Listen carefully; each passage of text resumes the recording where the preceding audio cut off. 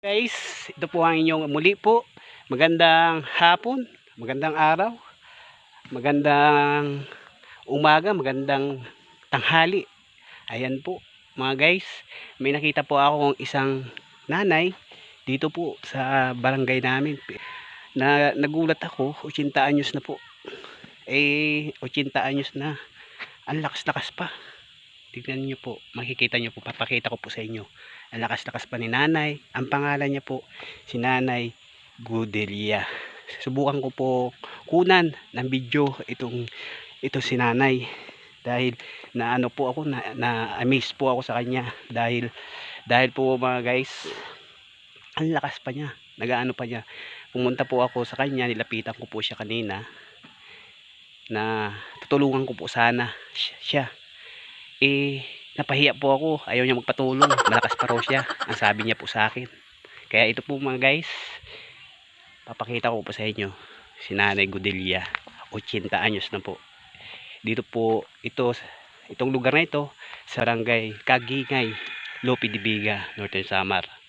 Yan po guys, mga guys, si Nanay Gudelia.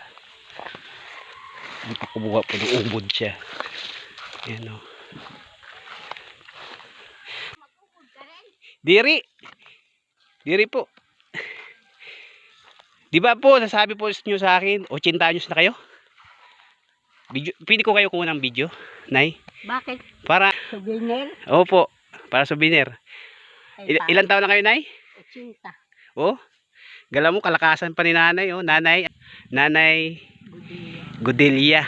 Oh. Kapatid yung nanay yun. Si ano? Pamangkin ko lang. Yan. Ayan po si Nanay. May asawa pa po kayo? Wala na po. Wala na. Wala. Ayan po si Nanay Gudelia. Nasa 80 anyos na po siya. Nagulat po ako. Kaya nakunan ko po siya ng video na ito. Na-amaze po ako kay Nanay. Dahil ang lakas-lakas pa niya. 80 anyos. Kumuha siya po ng ubod. Tutulungan ko po sana siya. Kaso nagulat po ako. Napahiya po ako mga guys. Ayan. Ayaw magpatulong ni Nanay. Ayan po mga guys. Sana'y mapulutan nyo po itong aking video na ito ng kahit kaunti. Salamat Nanay sa iyong pagpapaunlak ng pagpakuha po ng video. Salamat po Nanay, ingat ka po lagi at God bless po. Ayan po. Ano po yung sikreto nyo pala, Nay? Sikreto nyo pwede nyo po i-share sa sa mga manunood. Anong sikreto nyo kung bakit po malakas pa rin po kayo? Sa malakas pa ako, lalagadi ako sa gubat. Nagpuputol ako ng kahoy. Anong pagkain nyo Nanay? Anong kinakain nyo Nanay dito? Ayan, dala niya na Nanay, oh. Sundang niya, oh. Ayan. May mga gulay po dito, iba talaga po, no? Gulay, mga Gulay. Ayan, iba talaga po dito sa probinsya. Kaya, ayan po mga guys, naway bibigyan nyo po ng kaunting pansin ito si Nanay.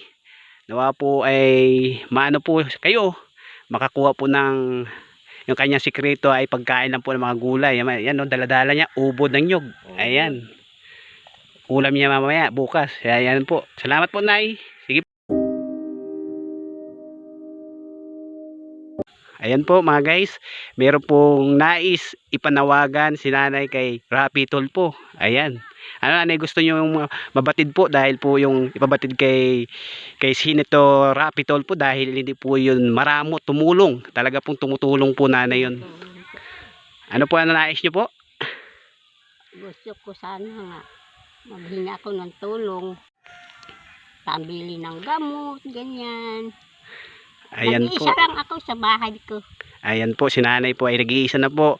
Ang nais lang po kay Senator Rapi Tulfo, na alam po natin na hindi po maramot na tumulong sa isang katulad katulad ni Nanay. Ayan po, lalo na po ito. Ito po yung gusto ni Nanay na mabigyan siya po ng gamot lang po at kaunting tulong. Ayan po, sana po ay mapansin niyo po Rapi Tulfo.